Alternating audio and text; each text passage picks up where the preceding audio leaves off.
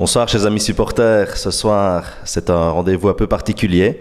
La saison 2012-2013 touche à sa fin et quoi de mieux pour terminer la saison que de recevoir un jeune joueur qui incarne les valeurs que les supporters recherchent à vous vers VP Pasteur, c'est-à-dire d'une part la combativité, l'envie et surtout la fierté du maillot. Et c'est d'autant plus particulier que le joueur que je reçois ce soir est en plus un ami hors du basket, Monsieur Ludovic Lorbermont. Alors Ludo, bonsoir et merci d'être là. Bonsoir Fabien. Alors Ludo, tu as fait cette saison tes premiers pas en tant que joueur de Division 1. Comment as-tu vécu cette saison? Cette saison, elle était vraiment, pour moi, c'était vraiment très enrichissant. Vraiment, ça me conforte vraiment encore plus dans l'envie d'en faire mon métier. C'est un rêve de gosse, donc vraiment cette année, c'est magnifique et j'espère pouvoir continuer vraiment sur toute ma lancée. Alors, nous avons malheureusement dû perdre 3 joueurs du 5 de base pendant la saison. Comment est-ce que tu as ressenti ces départs? Est-ce que tu les as plus vécus comme une opportunité pour toi de gagner quelques minutes de jeu ou bien plus comme un drame de perdre des coéquipiers? On va dire, je vais d'abord parler pour l'équipe. Pour l'équipe, c'est vrai que ça fait du mal parce que c'était vraiment les 3 pions essentiels. Donc, hors de ça, on aurait pu avoir quelques victoires en plus et peut-être, pourquoi pas, viser les playoffs. Et pour ma part, on va dire, comme chaque joueur, il entend par là, nous départ, peut-être temps de jeu, donc à nous de travailler encore plus pour avoir cette possibilité-là. Et c'est vrai, égoïstement, ça fait un peu sourire, mais ça fait gagner du temps de jeu, donc mais bon, ça fait partie de l'aventure et voilà. Alors, peux-tu nous parler de ta blessure que tu as contractée samedi? Comment est-ce que c'est arrivé et quelle en est la gravité? Donc, durant le match Espoir, j'ai reçu un coup de genou au niveau du vaste externe de la cuisse. Et on va dire c'est un peu comme une micro-déchirure. Donc, j'en ai pour 2-3 semaines, vraiment sans rien du tout. Juste de la kiné. Et par la suite, j'espère quand même assez vite revenir sur le terrain. Alors, on peut voir que ta famille et ta copine te suivent beaucoup. Ils sont à fond derrière toi. Est-ce que ce soutien permanent te donne des ailes? C'est vrai que franchement, je remercie beaucoup ma famille de m'avoir donné toutes les chances de réussir et où j'en suis maintenant. Et maintenant, c'est à moi de faire les bons choix et de pouvoir vraiment bien analyser le meilleur pour mon futur. Et c'est vrai que aussi ma copine, elle me suit toujours et on va dire qu'elle me donne de l'énergie quand j'en ai plus, donc elle est toujours là pour me réconforter quand ça va pas et c'est vrai que ça fait du bien. Alors nous avons vécu cette saison un moment très difficile pour le club avec la dissolution de l'SBL qui gérait le matricule 46 bis. Comment est-ce que tu as vécu personnellement cette situation un peu particulière? En tant que joueur, on va dire, on s'est dit, wow, c'est un coup dur pour nous parce que moi, il me restait plus que la D3, donc il me restait 2 matchs à jouer. Mais pour les autres aussi, c'était la fin de la saison et c'était direction à un autre club et essayer de retrouver ça au plus vite. Et puis on va dire aussi, avoir un supporter, peut pas dans le cœur, peut pas dans l'âme, donc ça fait mal aussi de voir un club qu'on suit depuis des années qui part en fumée comme ça. Alors parlons un peu de l'avenir justement. Beaucoup de supporters se demandent si nous aurons le plaisir de te voir à nouveau porter la vareuse de Papa Aster la saison prochaine. Que peux-tu répondre à cette question? J'ai droit au joker? Non, sérieusement, je sais pas, j'ai eu des contacts, je mens pas. Mais maintenant, c'est à moi de faire le pour et le contre et voir quelle est la meilleure possibilité pour moi et pour mon avenir. Donc ça, je n'en sais encore rien. On verra ça en été alors. C'est au prochain épisode. Alors, quand on joue avec la D1 le samedi et qu'on rejoue avec la D3 le dimanche, est-ce que c'est difficile de s'adapter au jeu qui est relativement différent entre les 2 championnats? Non, justement, la DA, c'est l'intensité maximale. Donc, en D3, je ne vais pas dire que c'est un autre niveau, mais on va dire que vu qu'on a plus les automatismes avec ceux de la division A, on va avoir plus tendance à élever notre niveau en D3 pour essayer de montrer qu'on n'est pas avec la division A pour rien.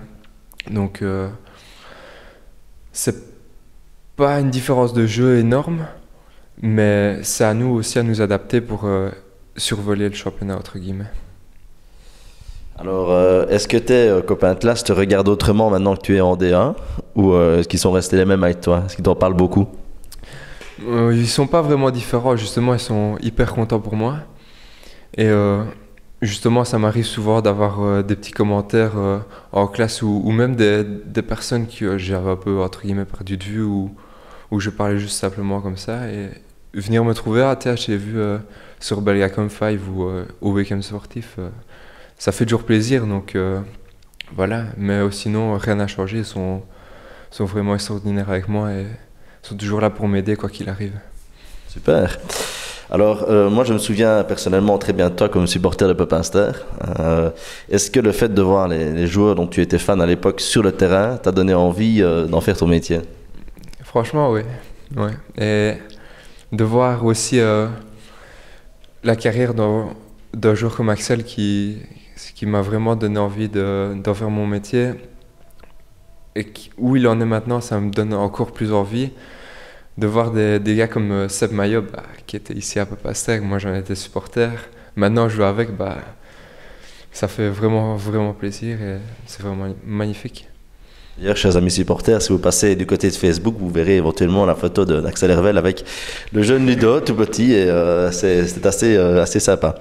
Alors, quels sont tes hobbies en dehors du basket? On va dire hors école, j'ai ma copine. Je passe assez beaucoup de temps avec, mais me retrouver aussi entre amis, ça fait du bien de temps en temps. La PlayStation, comme d'habitude, comme chaque joueur. NBA 2K et FIFA, que je joue d'ailleurs avec Lolo et parfois d'autres supporters comme Ludo. Et ça fait toujours plaisir de passer un bon moment comme ça. Justement, on parle de NBA 2K, moi je vais te demander si tu regardes la NBA et si oui, quelle est ton équipe préférée et ton joueur préféré, même si personnellement je le sais déjà. Je vais un peu décevoir Steph, mais Miami, LeBron James, c'est mon joueur du moment. Mais pour l'histoire, Michael Jordan, comme chaque joueur de basket, il a vraiment révolutionné le basket. Et c'était sa majesté, donc personne ne pourra jamais le battre. Pour moi, c'est le meilleur des meilleurs et il n'y a rien à dire là-dessus. Et donc tu as le League Pass ou tu regardes sur Internet? En streaming et parfois quand les petites offres pour les tests viennent, j'en profite. Tu as bien raison. Alors, je vais te proposer quelques petites questions-réponses en cascade, comme ça. Alors, si je te demande ta couleur préférée? Le bleu? Naturellement. Alors, si tu gagnes au loto, quelle est la première chose que tu feras avec ton argent? M'acheter une belle maison et profiter plus de la vie, mais tout en restant bien les pieds sur terre. Super. Alors, si un génie te proposait 3 vœux, lesquels seraient-ils? Et étant donné que tu peux gagner au loto. Ouais. Gagne au loto, évidemment. Que tous ceux qui sont, entre guillemets, qui n'ont pas la chance d'être vraiment heureux sur cette terre puissent l'être, parce que on sait tous que la vie est dure pour le 21e siècle, donc vraiment que tout le monde soit heureux. Et le troisième, c'est espérer qu'il puisse faire quelque chose pour notre club Verviers Pepinster et qu'il puisse enfin vivre très calmement et paisiblement avec toutes ces années en DA. Alors, le joueur qui t'a le plus appris dans ta carrière? On va dire cette année, j'ai eu beaucoup de conseils de Seb, mais vraiment tout le monde, parce que je suis le plus jeune, donc tous les conseils sont bons à prendre et tous les joueurs sont là, même Yannick, Brieux, tous, parce que je suis le plus jeune, donc ils sont plus vieux que moi, donc ils ont plus d'expérience. Et tout le monde m'a appris. Donc j'ai pas vraiment de joueur principal, mais toute l'équipe. Le coach qui t'a le plus marqué? Nenad Trejkovic. J'avais jamais eu un coach comme ça. On va dire mentalité de l'Est, mais justement fort sur le travail. Et rigueur, discipline, tout. Et pour moi, c'est ce qui fera la réussite d'un sportif. Donc vraiment marqué, mais aussi en tant que coach personnel, j'ai vu mes capacités vraiment augmenter cette saison. Et même en n'ayant pas spécialement beaucoup de temps de jeu, mais tous les petits spécifiques à l'entraînement, les shootings, vraiment, vraiment génial. Ta destination de rêve pour les vacances?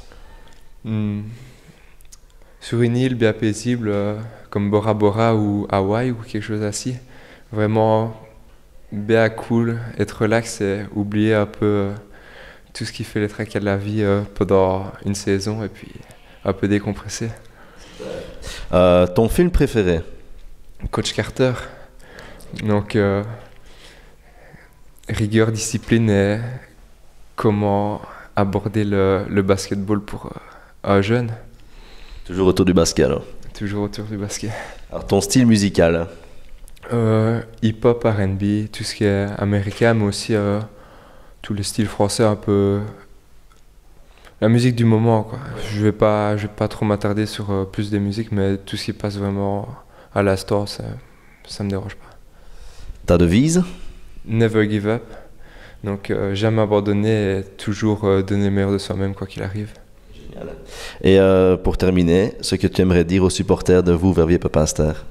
Un tout grand merci pour toutes ces saisons, tout ce qu'ils ont pu apporter malgré les défaites et notre saison qui a été, on va dire, catastrophique parce qu'on n'a pas vraiment su apporter tout ce qu'on voulait, mais je pense que sur certains matchs, on a vraiment fait, et même sur l'ensemble de la saison, je dirais, tout ce qu'on pouvait. On n'a jamais vraiment baissé les bras, et eux non plus d'ailleurs. Et vraiment un grand merci à eux. Et pour moi, ça sera à jamais les meilleurs supporters de Belgique. Merci beaucoup Ludo, c'est sympa. Merci à toi et bonne fin de saison. Merci.